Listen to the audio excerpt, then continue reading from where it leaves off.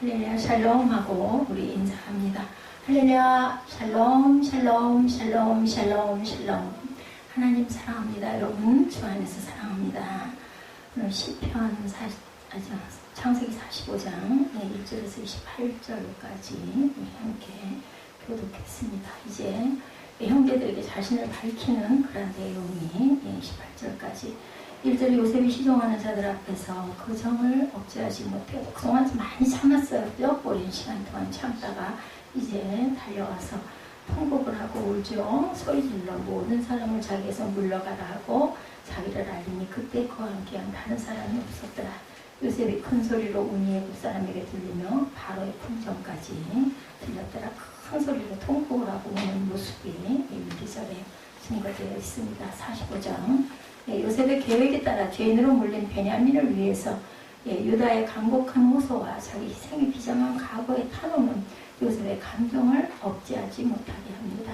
그래서 요셉은 감격의 눈물을 흘리게 되죠. 44장에서 아주 유다가 간곡하게 베냐민을 돌려보내고 나를 볼모로 잡아달라고 그렇게 호소를 했었죠. 그 부분 때문에 드디어 요셉은 이제 자신을 더 이상 억제를 못하고 자신을 밝힙니다. 그리고는 형제들이 자신의 보복을 두려워한다는 것을 알아요. 그래서 형들을 안심시키기 위해서 자신을 애굽에 판 것은 형들의 잘못이 아니라 흉년을 명개하시려는 하나님의 섭니다. 이렇게 위로를 하죠. 결국 요셉은 섭리의 주관자이신 하나님이 악을 선으로 바꿔 당신의 계획을 이루셨고 자신들의 이러한 모든 것들도 하나님의 구원 계획의 이론이었으니까 너무나 그런 거 가지고 마음에 근심하지 말라고 이렇게 위로하고 고백을 합니다. 자신의 정체를 드러내죠. 1절에 감정을 억제하지 못합니다. 유다의 간곡한 호소와 자기를 희생시키려는 그의 탄원은 더 이상 요셉의 감정을 억제하지를 못하게 합니다.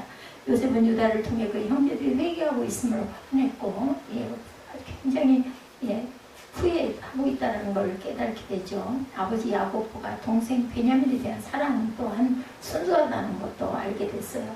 이제 그는 드디어 형제들에게 자신이 바로 접니다. 요셉입니다. 밝히죠. 자신들의 과거에 대해 분명히 반성하는 증거를 찾았고 인간적인 무예가 더 이상 그를 자제시키지를 못했어요. 베냐민을 안고 울음을 터뜨리죠. 창세기 43장 30절에 31절에 보면 요셉이 아우를 사랑하는 마음이 복받쳐 급히 울 곳을 찾아 안방으로 들어가서 울고 얼굴을 씻고 나와 그 정을 억제하고 음식을 차리라 하며 그 형제들이 처음에 갔을 때도 베냐민 생각을 하고 이렇게 운 내용이 나타나 있습니다. 형제의 상봉의 기쁨이 창세기 33장 10절에 자신을 밝히지 않았을 때죠. 야곱이 이르되 그렇지 아니하나이다. 내가 형님의 눈앞에서 은혜를 입었사오면 청하건대 내 손에서 이 예물을 받으소서. 내가 형님의 얼굴을 배운즉 하나님의 얼굴을 본 것 같사오니 형님도 나를 기뻐하십니다. 이렇게 형제 상봉 야곱과 에서의 상봉의 내용이 이렇게 나오죠. 놀라운 형제들에 대한 부분이 3절에 방성대곡한 요셉이 자신의 정체를 형제들에게 밝혔을 때 형제들은 정말 어리 빠지고 말에 말문이 막히죠. 말조차 못합니다. 그들은 돈 몇 푼에 미디안에게 팔려갔던 요셉이 어떻게 애굽의 총리가 그죠? 미국에 가가지고 이민 가가지고 대통령이 외람간에 되었다 이런 얘기만큼 충격을 받았습니다. 형들은 동생 요셉의 애굽의 총리가 되었던 사실에 도저히 믿어지지가 않았던 거죠. 더 놀란 것은 그들이 또 그 지은 죄 때문에도 더 마음에 찔리고 이제 나는 죽었다. 이제 우린 죽었다. 이런 마음이 들었을 것 같아요. 범죄 심리학에 의하면 범죄인들의 공통적인 현상은 극도의 불안감이라고 합니다. 그들은 자기들이 지은 죄에 대한 벌을 늘 생각하고 불안해하죠. 자신을 밝히죠. 오늘 45장 3절에 그 형들에게 이르다는 요셉이라 내 아버지께서 살아계시니까 형들이 그 앞에서 놀라서 대답하지 못하더라. 이스보셋의 놀라움에 대해서 사무엘하 4장 1절에 사울의 아들 이스보셋은 아브넬이 헤브론에서 죽었다함을 듣고 소년백이 풀렸고 온 이스라엘이 놀랐다. 이렇게 나타납니다. 형들을 안심시키죠. 4절 5절에 침착하게 형들이 겁에 질린 것을 감안해서 책망하지 않고 오히려 그들을 안정시키고 위로하려고 노력합니다. 요셉은 형제들에게 자신의 무의를 나타내고 싶어 자기가 가까이 오라고 말하죠. 이는 공손한 태도고 또한 불안한 상태자 형제들의 걱정과 근심을 덜어주기 위함이죠. 가까이 오면 어때요? 우리가 정다워지지 않아요? 모여 앉을 때. 그리고 요셉은 자신이 형들에 의해 부러 팔린 것은 먼 미래까지 내다보며 역사하신 하나님의 섭리임을 밝히면서 그들의 허물을 덮어주려고 합니다. 이는 철저한 신앙인이요 일국의 총리로 경륜을 쌓아온 요셉이었기 때문에 가능한 조치였겠죠. 하나님의 섭리를 깨닫습니다. 7절, 8절에 하나님의 큰 구원으로 당신들의 생명을 보존하고 당신들의 후손을 세상에 두시려고 나를 당신들보다 먼저 보내셨나니 그런즉 나를 이리로 보낸 이는 당신들이 아니요 하나님이시라. 하나님이 나를 바로에게 아버지로 삼으시고 그 온 집의 주로 삼으시며 애굽 온 땅을 통치자로 삼으셨나이다. 이 일은 바로 하나님이 하셨다. 당신들이 나를 팔아먹은 게 아닙니다. 섭리였다. 이렇게 얘기합니다. 창세기 50장 19절에 보면 관용적인 그런 내용이 나타납니다. 요셉이 그들에게 이르되 두려워하지 마소서 내가 하나님을 대신하리까 이런 증거가 나타납니다. 야곱을 초청하죠. 아버지 모시오게 합니다. 9절에 요셉은 그의 형제들을 재촉하여 속히 아버지가 계신 고향으로 가서 그의 가족들을 데리고 오라고 부탁을 합니다. 기근으로 고생하고 있는 아버지를 걱정하고 지체 말고 속히 모셔오라고 하면서 그에게 깊은 신뢰감을 심어주기 위해서 자기의 권력을 막 드러내죠. 8절에 보면 자랑이 아니라 나를 이리로 보낸 이는 당신들이 아니요 하나님이시라. 하나님이 나를 바로에게 아버지로 삼으시고 온 집의 주로 삼으시며 애굽 온 땅의 통치자로 삼았다. 그러니 걱정하지 말고 아버지 모시고 오세요. 이렇게 얘기합니다. 요셉이 그 형제들에게 고센 땅에 있기를 청합니다. 10절에 보면 아버지의 아들들과 아버지의 손자들과 아버지의 양과 소와 모든 소유가 고센 땅에 머물며 나와 가깝게 하소서. 아마 고센의 지역이 요셉이 있는 곳에서 왕궁에서 가까웠던 것 같습니다.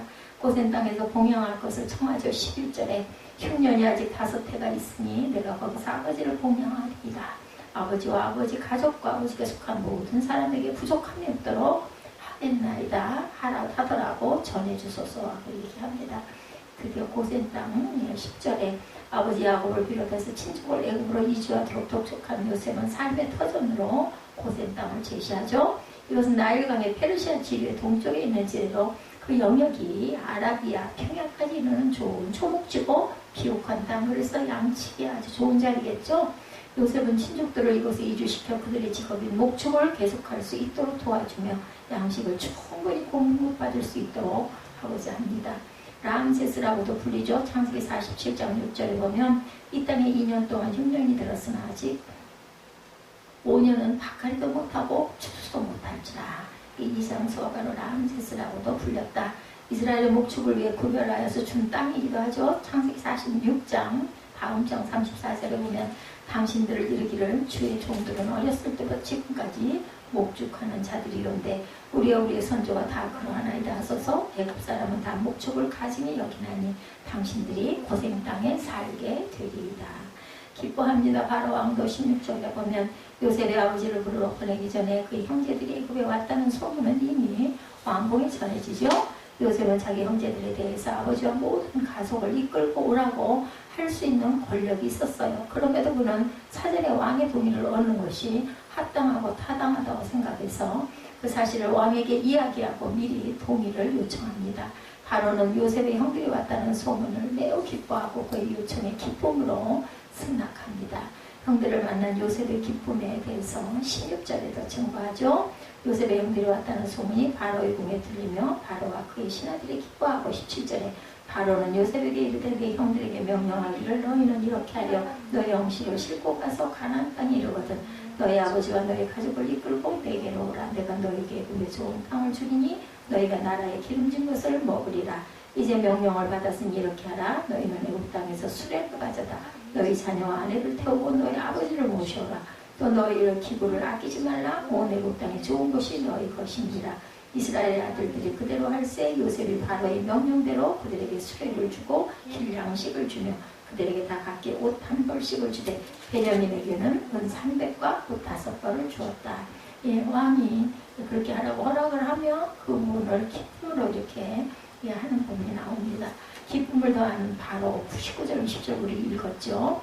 이제 명령을 받았으니 이렇게 하라. 또 너희 기구를 아끼지 말라. 온 애굽 땅이 좋은 것은 너희들 것입니다. 얼마나 대단하죠.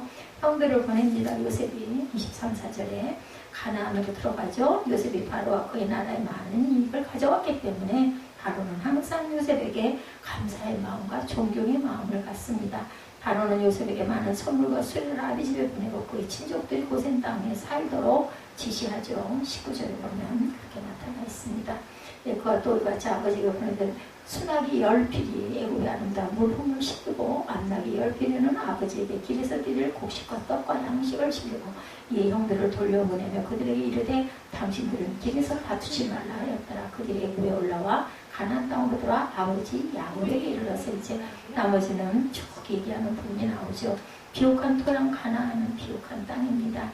내가 내려가서 그들을 애굽인의 손에서 건져내고 출애굽기 3장 8절에 그들을 그 땅에서 인도하여 아름답고 광대한 땅, 젖과 꿀이 흐르는 땅, 곧 가나안 족속, 헷 족속, 아모리 족속, 브리스 족속, 히위 족속, 여부스 족속의 지방에 데려가려 하는 가나안 땅입니다. 이스라엘이 정복을 하죠. 여호수아 23장 15, 16절입니다. 너희 하나님 야훼께서 너에게 말씀하신 모든 선한 말씀이 너에게 임한 것 같이 야훼께서 모든 불길한 말씀도 너에게 임하게 하사 너희 하나님 야훼께서 너에게 주신 아름다운 땅에서 너희를 멸절하기까지 하실 것이라. 만일 너희가 너희 하나님 야훼께서 너에게 명령하신 언약을 범하고 가서 다른 신들을 섬겨 그들에게 절하면 야훼 진노가 너에게 미치리니 너에게 주신 아름다운 땅에서 너희가 속히 멸망하리라 하니라. 이렇게 하나님께서는 좋으신 하나님이지만 이렇게 악을 계속 행하고 회개하지 않고 돌이키지 않고 우상을 숭배하면 이게 멸망도 당한다라는 것. 그래서 경외해야 합니다. 찾아온 기쁜 소식이에요. 25, 6절에 애굽을 떠난 요셉의 형제들은 긴 여정을 마치고 고향 땅을 밟자마자 제일 먼저 아버지를 찾아가 요셉의 소식을 당연히 전하겠죠. 요셉이 살아있고 애굽의 총리가 되어 있음을 알립니다. 그 얼마나 놀랐을까요? 야곱은 이 믿을 수 없는 요셉의 소식에 놀랄 수밖에 없죠. 요셉이 보낸 수레를 보고 27절에 자식들이 모든 말이 사실이라는 것을 확실히 믿습니다. 요셉이 보내온 것이죠. 그들이 또 요셉이 자기들에게 부탁한 모든 말로 그에게 말하며 그들의 아버지 요셉, 야곱은 요셉이 자기를 태우려고 보낸 숲을 보고서야 기운이 소생합니다. 하나님께 감사하죠. 이런 모든 것. 오늘 중추절에 정말 날이 정말 밝고 맑고 화창하고 만약에 비 오고 계속 비바람 불는 그 전날들이 없었다면 오늘 그렇게 그 햇빛과 맑은 날이 그렇게 고맙지만은 않았을 거냐? 당연히 그러려니였을 건데 그렇게 여러 날 동안을 비바람이 치고 계속 비가 오고 날이 흐리고 하다가 오늘 반짝이 뜨고 하늘도 파란 하늘이 열리고 밝아지니까 얼마나 기쁘고 감사합니까? 우리는 늘 감사해야 합니다. 디모데전서 6장 6절이죠. 그러나 자족하는 마음이 있으면 경건은 큰 이익이 되느니라. 우리 항상 자족하는 마음을 가져야 됩니다. 창세기 45장에는 44장에 바로 연결되는 내용이죠. 요셉이 드디어 자신의 신분을 밝힙니다. 그리고 가나안 땅에 있는 아버지 야곱의 가족들을 모두 쫓아오는 내용이 나타나죠. 이처럼 우리에게 닥치는 시련과 환난도 때가 되면 반드시 물러간다라는 거.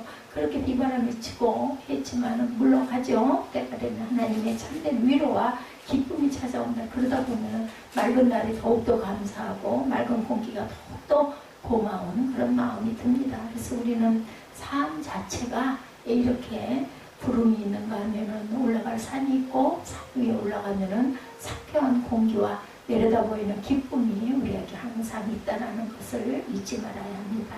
이 아름다운 성공을 했어요. 오늘 Beautiful Success라고 제가 제목을 적어봤습니다. 언젠가 MBC 방송 성공시대라는 다큐멘터리가 프로골퍼 박세리 편을 끝으로 대단한 음악을 내렸다고 그러죠. 이 프로는 97년 11월 고 정주영 현대그룹 회장과 부작용 LG 명예회장의 성공 신화를 소개함으로 IMF 위기 속에서 좌절감에 빠진 국민들에게 희망과 용기를 주려는 의도로 기획이 됐다고 그래요. 성공시대의 주인공으로 각계각층에서 뚜렷한 두각을 나타낸 198명이 선정이 됐다고 합니다.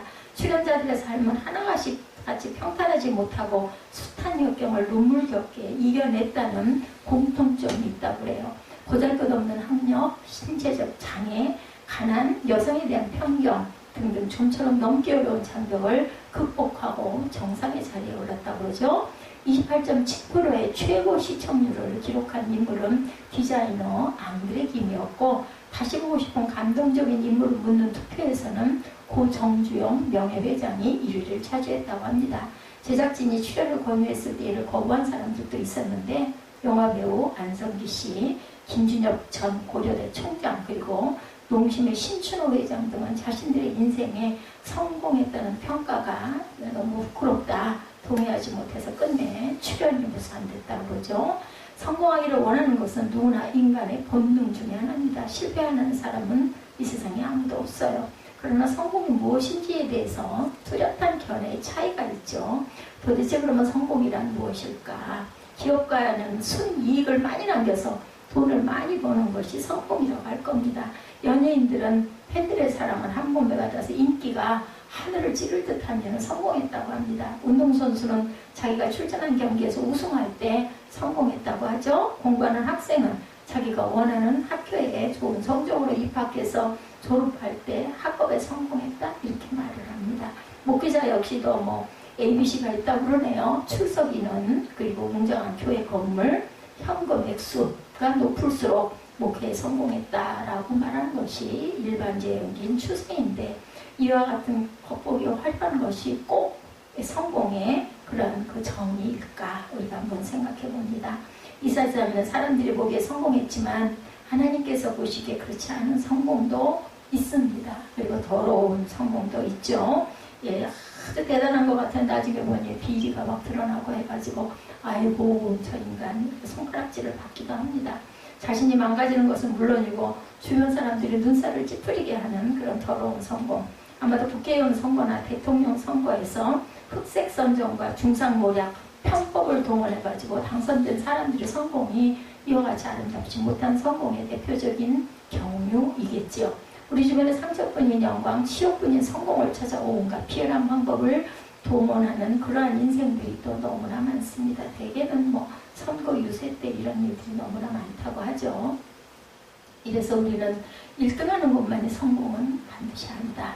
1등은 오직 하나뿐이죠. 최선을 다했어도 1등에 오르지 못한 사람은 무수히 많습니다. 1등한 사람이 성공했고 나머지는 실패했을까? 그렇지 않습니다. 1등은 영원한 1등이 될 수 없습니다. 목회도 마찬가지인 것 같아요.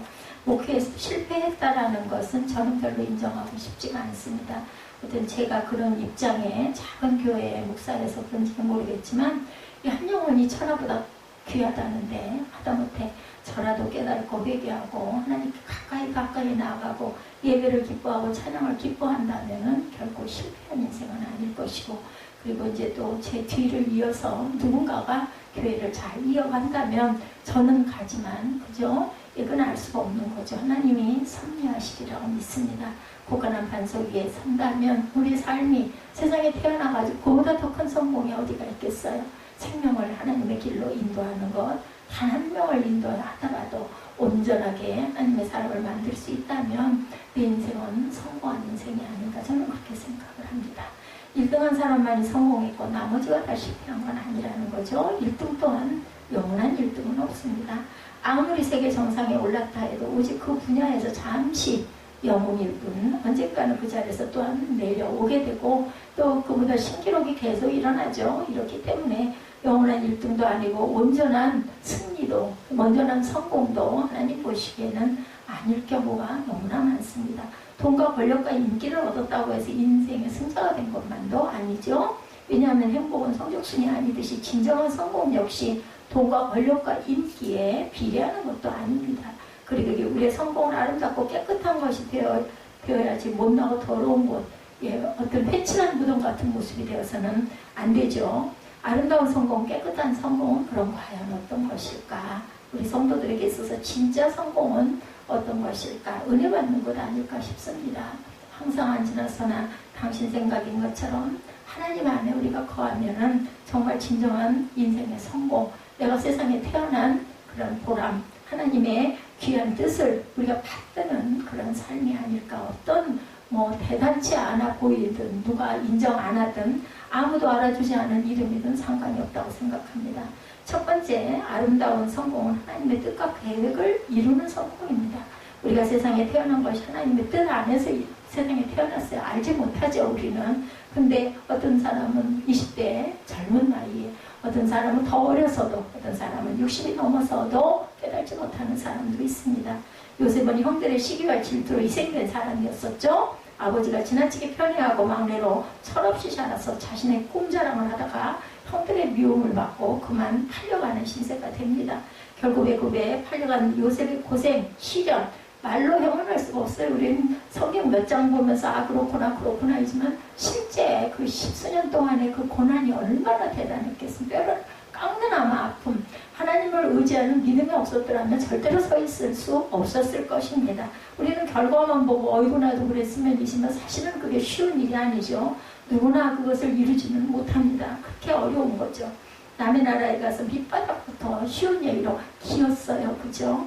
보디발 장군의 재산을 관리하는 가정 총무일을 보다가 그 아내의 유혹을 뿌리침으로 인해서 또 감옥에 갇히고, 그리고는 또한 거기서 꿈 해몽해주고 혹시나 하고 내보냈는데 그만 2년 3년 동안은 잊혀진 사람이 돼가지고 또 감옥에서 옥살이를 합니다. 이 모든 시련을 견뎌내고 어떻게 1인지야 만인지상의 자리이죠. 한문으로 말하자면 만인의 위에 가장 천한 사람이다가 가장 윗사람이 됩니다. 애국의 국무총리 자리까지 올라갔다는 것은 정말 사람의 힘으로는 기적이에요. 기적. 하나님이 이루신 거라고 밖에는 볼 수가 없죠. 중요한 것은 요셉이 이국 땅에서 이런 자신의 성공을 하나님의 뜻과 계획을 성취하기 위한 것으로 해석하고 있다는 것이 가장 중요합니다. 자신을 죽이려고 했던 형들, 부모 수라를 떠나 외로운 격지에서 떠돌게 만들어 그 어떤 형들과 재회했을 때 요셉은 바로 이 사실을 분명하게 밝히시려면 평소에 이런 마음을 먹고 있었다라는 거예요. 본문 5절과 8절에 보면 당신들이 나옷을 이웃에 팔았으므로 근심하지 마소서. 유명한 구절이죠. 한탄하지 마소서. 하나님의 생명을 구원하시려고 나를 당신들보다 앞서 보내셨나이다. 이게 미리 준비한 각본도 아니고 평소 그렇게 생각을 하고 긍정적인 마음을 가졌기 때문에 이런 축복이 임합니다. 그런즉 나를 이리로 보낸 자는 당신들이 아니고 하나님이시라. 하나님이 나로 바로의 아비를 삼으시고 그 온 집에 주를 삼으시며 그 온 땅을 치리자로 삼으셨나이다. 이렇게 고백합니다. 이게 뭐예요? 간증이에요. 간증. 요셉의 성공이 빛나고 아름다운 것은 그의 생애가 하나님의 각본과 거룩하신 뜻을 이루기 위한 선이었다는 신념에 있다는 것을 우리가 절대로 잊지 말아야 합니다. 여러분의 성공이 정말 빛나는 아름다운 성공이 되기를 원한다면 하나님이 여러분을 향한 그 뜻을 하나님께 항상 물으면서 가야 합니다. 돈을 벌든 직장생활을 하든 공부를 하든 무슨 일을 하든지 간에 하나님께서 저와 여러분을 통해서 이루려는 뜻을 붙들고 가야 되겠죠. 마태복음 6장 33절입니다. 너희는 먼저 그의 나라와 그의 의를 구하라. 그리하면 그 모든 것을 너희에게 더하시리라. 중요한 것은 뒤 2절 모든 것을 너희에게 더하신다. 모든 것이라는 건 각자에게 필요한 모든 것들 하나님께서는 다 아시죠. 우리의 삶이 하나님의 뜻을 이루기 위한 거룩한 사명감에 불탄 삶이 된다면 이 자체만으로도 충분한 성공이 됩니다.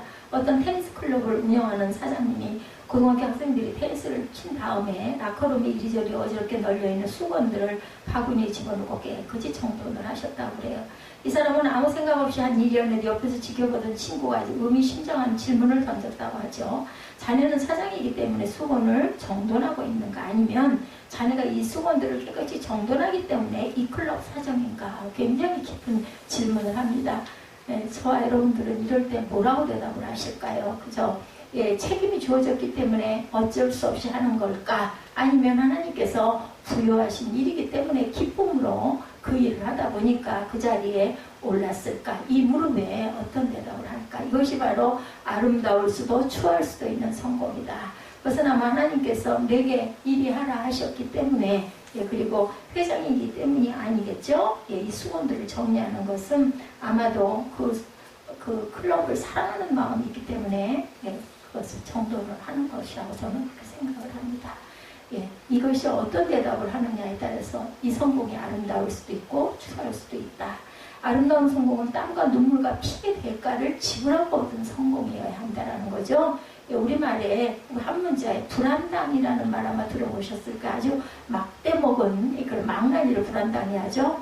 때를 지어 돌아다니며 행패를 부리는 무리를 지칭하는 단어인데 이 말이 한문 뜻을 보면 의미가 깊다고 그래요. 불안당은 땀 흘리지 않고 먹고 살려는 사람들이라는 뜻을 갖고 있다고 합니다. 바울은 말하기를 일하기 싫거든 먹지도 말라고 그러죠. 데살로니가후서 3장 10절에 데살로니가 교인들에게 경고한 내용입니다. 추하고 일그러진 성공은 성실한 땀을 흘리지 않고 무언가 공짜로 이루려고 하는 것이 바로 이런 불안당의 시입니다. 복권이나 도박이 좋지 않은 이유가 바로 여기 있습니다. 정당한 노동 없이 천금을 얻으려고 하기에 나쁜 거죠. 요셉은 인간이 흘릴 수 있는 세 가지 액체, 눈물과 그죠? 땀과 피를 모두 흘린 뒤에 애굽의 2인자 자리에 올랐어요. 아무 노력 없이 거저 얻은 형제가 아닙니다. 자신의 위대한 꿈을 이루기 위해서 말할 수 없는 고생을 어린 나이부터 겪고 몸소 부딪혔죠. 사랑하는 가족들과 생리별 속에서 한편으로는 고향을 그리고 고독에 시달렸을 것이고 다른 한편으로는 자기 나라가 아니었기 때문에 언어도 다른 곳에서 밑바닥부터 시작을 했습니다. 그러나 하나님께서 언젠가 자기의 꿈을 이루게 해주실 날이 오리라는 믿음 하나로 성실하게 자신의 인생을 개척해 나아갔다라는 것. 어떻게 했는지 우리가 세세한 거는 모르지만 그렇지 않고는 일어설 수가 아마 없었을 겁니다. 그리고 가는 곳마다 성실성과 정직성을 인정을 받게 됩니다. 하나님의 손이 붙들고 계시는 그러한 이유이기도 합니다. 사무기 39장 5절에 보면 요셉이 애국 바로왕의 경호실장 보디발 장군의 가정 총무가 된 후부터 야훼께서 요셉을 위하여 보디발 장군의 집에 복을 내리심으로 야훼의 복이 그의 집과 그의 그 밭에 있는 모든 소유에 미쳤다. 이렇게 증강 구절이 나옵니다. 한 사람의 성실성이 집안 전체를 풍요롭고 윤택하게 만듭니다. 그래서 보디발 장군이 얼마나 요셉을 신뢰했던지 자기가 먹는 음식 외에는 아무 일도 간섭하지 않고 집안의 대소사 일체를 요셉에게 맡겼다라고 증거합니다. 창세기 41장 38절에 보면 바로왕 밑에서 일하기 시작한 다음부터 바로왕 역시 어찌나 요셉을 신임했던지 이와 같은 하나님의 신에 감동된 사람을 우리가 어찌 얻을 수 있으리요 하면서 요셉을 신하들에게 자랑하죠. 요셉의 성공 비결은 하나님을 신뢰하는 믿음에서 매사에 최선을 다했다. 하나님만 믿고 하나님이 나를 지키시고 하나님이 나를 도와주시니까 하고 거드름 피운 게 아니라 정말 최선을 다했어요. 하나님이 나를 신뢰하고 나를 항상 보호하셔 하면서 최선을 다합니다. 이와 같은 정직한 노력을 투자한 대가로 얻은 성공이었기 때문에 요셉의 성공은 아름답게 빛나는 성공이죠. 산을 아는 진짜 등산가는 산으로 올라간다고 말하지 않는다고 그래요. 입산한다고 얘기를 한다고 합니다. 산에 들어간다는 표현을 쓴다고 그래요. 높은 곳을 정복하기 위해서 자꾸만 경쟁하는 마음으로 올라가는 등산이 아니라 겸손한 마음으로 산을 느끼고 산을 끌어안는 산속에 내가 거한다라는 뜻을 그런 말인 것 같습니다. 산속에 들어가기 위해서 지극히 작고 낮은 자가 되어야 하듯이 아름다운 성공을 하기 위해서는 가장 낮고 천한 자리에서부터 시작해야 한다는 거죠. 영국의 로이 시온 경은 성공의 세 가지 비결을 뜨리스 리더십이라고 말했다고 그래요. 따스한 인간미, 휴머니티, 그리고 겸손, 휴머니티, 겸손, 그리고 유머가 참성맹의 원동력이다. 이렇게 이해했다고 그래요. 휴머니티, 따스한 인간미, 휴미니티, 겸손, 그리고 유머죠. 근데 휴머라고 표현이 되어 있습니다. 참 성공의 원동력이다. 요셉이야말로 인간미 넘치고 겸손하고 유머도 있는 사람이었을 것이고 요셉의 성공 이야기가 두고두고 아름답게 화제되는 것은 부모 친척과 정든 고향을 떠나서 정직과 성실성 안으로 무에서 유를 맨주먹으로 창조해냈기 때문일 겁니다. 올림픽 경기의 교시라고 하는 마라톤 경주가 시작된 전설이 굉장히 아름답다고 그래요. 어떤 히라의 군인이 주전 490년 마라톤 전투에서 아테네가 페르시아에 이긴 승전보를 알리기 위해서 마라톤에서 아테네가 25마일의 거리를 죽을 힘을 다해서 뛰어갔다고 합니다. 이 마라톤의 그 처음에 기원이 그랬다고 합니다. 이 병사는 드디어 아테네에 도착한 뒤 빅토리라는 단 한마디를 외치고 어떻게 됐을까요? 죽었어요. 그죠? 1896년 올림픽 경기가 서양에서 다시 시작되었을 때 이 병사의 아름다운 이야기로 인해서 25마일 되는 장거리를 달리는 마라톤 경기가 신설되었다고 합니다. 피를 흘린 생명이 씨앗이 됐네요. 그죠? 승전 소식을 알리는 자기의 소임을 다하기 위해서 이 병사는 25마일의 긴 거리를 목숨을 걸고 달리고 또 달렸죠. 자기의 책임과 의무를 위해서 최선을 다하는 그런 사람. 예, 그런 사람이 흘리는 땀과 눈물과 피는 언제 들어도 아름답고 거기서는 분명한 건 열매가 맺히죠. 꽃이 핍니다. 오늘 저와 여러분이 진짜 성공하기를 원한다면 열심히 땀을 흘려야 합니다. 아름다운 성공은 반드시 고생과 수고 끝에 주어진다는 사실을 절대로 잊지 말아야 되겠다. 세 번째 아름다운 성공은 주변 사람들을 언제나 유익하고 행복하게 만듭니다. 아름다운 성공의 특징은 행복한 결말이 꼭 이루어진다는 거죠. 그래서 형설의 피다, 그죠? 예, 너의 노력은 쓰지만 열매는 달다, 이런 말들이 격언이 많이 있습니다. 오늘 본문 말씀 애굽에서 불출세에 성공을 거둔 요셉이 자기에게 엄청난 상처와 고생을 안겨준 형들과 상봉하는 장면이죠. 보통 사람 같으면 아무리 친형들이라 할지라도 베냐민을 빼놓고 10명의 형들이 모두 이복 형들이라고 생각한다면은 가슴에 맺힌 한을 어떤 형식으로 했든 분풀이를 했을 것 같습니다. 그러나 요셉은 원수를 절대 원수로 갖지 않았다라는 거, 예수님의 사랑이죠. 하나님의 섭리이기도 합니다. 악을 또 다른 악으로 풀려고 하지 않습니다. 원수를 용서하고 악을 선으로 갚습니다. 요셉은 주위에 시종드는 사람들을 모두 물리친 다음 자기가 형들만 남은 상태에서 바로의 궁중에까지 풀리도록 방송배국을 하죠. 2절에 특히 14절에 보면 자기와 같은 어머니에게서 난 베냐민을 보았을 때 베냐민의 목을 안고 울고 베냐민 역시 요셉의 목을 안고 함께 울었다, 이렇게 전해집니다. 요셉은 형들과 일일이 힘을 맞추며 껴안고 울음을 터뜨림으로 가슴에 쌓인 모든 섭섭한 감정을 날려버립니다. 극적 화해를 하죠. 여기서 우리는 요셉의 따뜻한 인간미를 또한 느낄 수가 있습니다. 형들을 중심으로 용서했을 뿐 아니라 요셉은 자기가 애굽에 온 이유가 기근으로 굶어 죽어가는 고향 사람을 살리기 위한 하나님의 예비, 하나님의 은혜와 섭리였다, 이렇게 해석을 합니다. 자신의 성공은 자기 한 사람의 부귀 영화로 끝나는 것이 아니라 모든 이들의 행복과 구원을 위한 하나님의 크신 계획이었다라고, 이렇게 이런 믿음의 고백을 할 수 있는 것. 아름다운 성공은 나의 성공이 다른 사람을 행복하게 만드는 유익을 줍니다. 그러므로 추한 성공은 내가 성공함으로 돈, 권력, 인기를 얻음으로 나와 주변의 몇 사람들 뿐만 아니라 유익이 되는 그 성공이 아닌 고통을 주는 그러한 성공, 추한 성공이죠. 우리가 성공으로 얼마나 많은 사람이 기뻐하고 행복하고 유익을 얻을 수 있는가, 여기에 비례해 우리의 성공은 아름다울 수도 있고 추할 수도 있다는 것.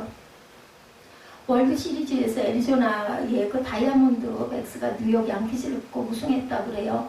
애리조나 팀이 우리의 관심을 끈 것은 한국인 김병현 선수가 마무리 투수로 활약했기 때문이었다고 합니다. 김병헌은 4차전과 5차전에서 VMR 동점 2대2에서 홈런을 맞춰서 이긴 경기를 내준 역전패의 원흉이 됩니다. 그러다 7차전에서 애리조나가 뉴욕을 이겼기 때문에 김병헌의 실수는 눈 녹듯 사라졌다고 그러죠. 중요한 것은 7차전이 있기 전에는 김병헌이 큰 실수를 했음에도 불구하고 팀 동료들 누구 하나 김병헌을 나무라지 않았다고 합니다.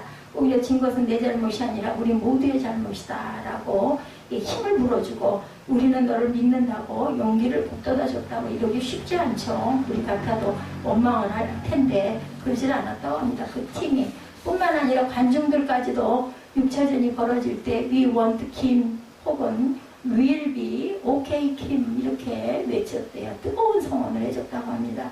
7차전에서 역전승으로 이긴 뒤 기자들의 인터뷰에 김병헌은 다음과 같이 대답을 했다고 합니다. 이제까지 나는 야구로 혼자 해왔다. 내가 투수였기 때문에 더 심했다. 나만 잘하면 모든 게 끝나는 줄 알았다. 그러나 이번 시리즈를 통해서 나와 동료들이 한 가족이라는 것을 잠시 느꼈다. 이겨도 우리가 이기는 것이고 저도 우리가 지는 것이다. 김병헌은 함께하는 단체 운동의 미학을 비로소 이런 사건을 통해서 본인이 실수를 크게 함으로 인하여 낮아질 수가 있고 깨닫게 되죠. 예수님은 누가복음 6장 38절에 이웃에게 주라 그리하면 너에게 줄 것이니 후히 되어 누르고 흔들어 넘치도록 하여 너에게 안겨주리라고 말씀합니다. 우리가 다 함께 더불어 사는 이웃이죠. 나 혼자 잘 되는 것이 아니라 모두가 잘 되게 하는 것, 거기에 진정한 성공의 의미가 있어야 합니다.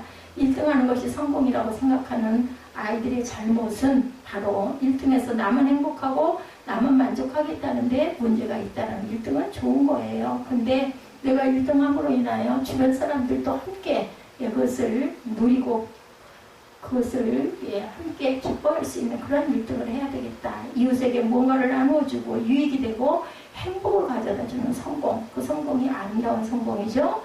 저와 여러분의 성공이 어떤 종류의 것이든 이웃에게 기쁨을 주는 유익한 것이 되시기를 주님의 이름으로 축복합니다. 오늘 우리는 마지막으로 요셉의 성공 스토리와 함께 예수님을 잠시 생각해보죠. 세상적인 기준으로 보면 예수님은 성공자가 아니에요. 일찍 돌아가셨죠. 1등 되고 높아지고 승자가 내려가는데 주님은 꼴등이 되시고 낮아지시고 패배자가 되셨습니다. 기대했던 제자들은 미련하고 스승의 참뜻을 헤아리지를 못했죠. 마침내 체포당하시고 신문당하시고 십자가 위에서 철저하게 그 고통을 당하시고 처절하게 숨지셨습니다.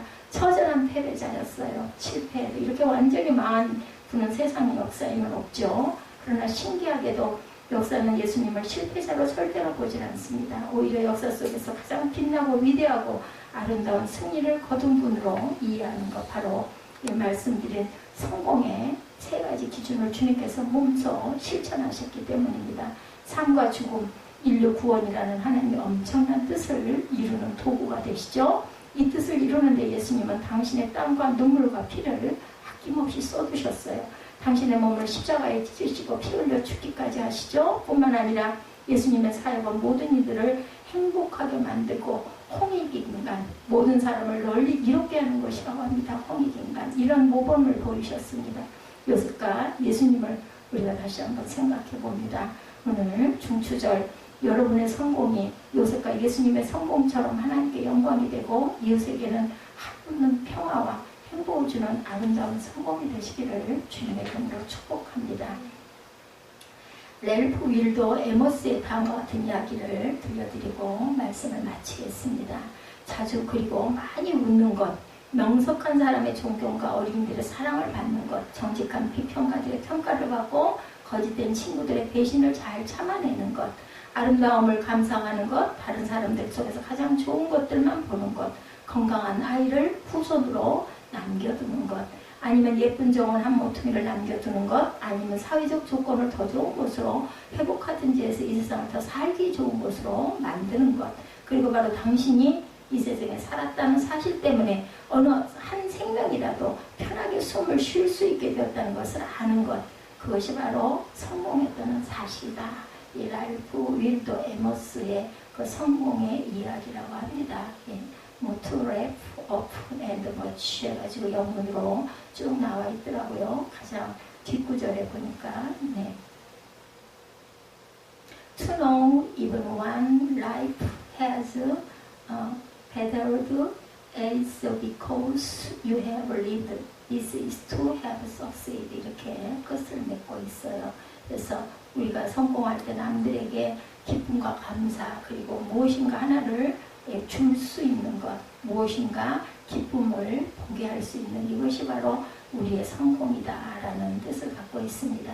우리가 이런 마음으로 세상에 우리가 태어났으면 무엇인가, 누군가, 어떤 생명에게인가 큰 유익과 기쁨과 축복을 주는 그런 삶이 되는데 우리가 샬롬하고 우리 축복하잖아요. 샬롬하고 축복할 때 샬롬을 받고 줍니다. 주면 줄수록 우리에게는 그 샬롬의 축복이 더 커진다라는 것을 잊지 않은 저와 여러분 되시기를 주님의 이름으로 축복합니다. 우리 오늘 중추절에 주님께 귀한 찬양 결단 드리고 기도하시는 시간 갖도록 하죠.